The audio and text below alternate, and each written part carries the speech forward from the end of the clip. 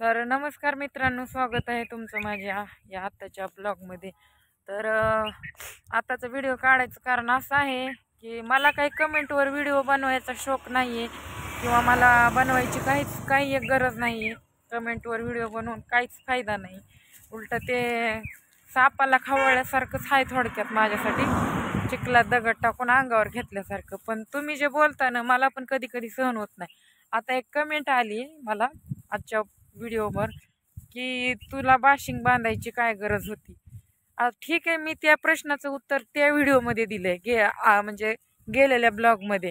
तर आत्ता तुम्हाला तरी बी समजलं नाही, तरी बी मी तुम्हाला सांगते, इथून पुढं आणि आत्तापर्यंत बी आणि इथून पुढं बी मला जे आवडतंय, जसं आवडतंय, जे काही योग्य वाटेल तेच मी करणार.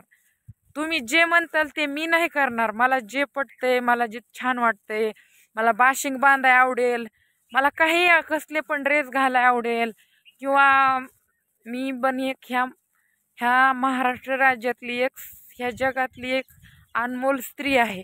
आणि ह्या धर्तीवर जन्म घेतलेल्या प्रत्येक स्त्रीला ज्याचा त्याला जगण्याचा फुल अधिकार आहे. तर तुम्हाला काय करायचंय? मी बाशिंग बांधू, नाही तर मी लग्न करून घेऊ, नाही तर मी अजून काही करू? काय करायचे तुम्हाला?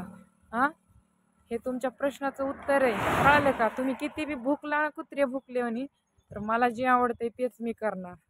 एवढं लक्षात राहू द्या तुमच्या. जगात काय काय एक व्हिडिओ नाही मी बाशिंग बांधलेलं तुम्हाला नवल वाटलं काय?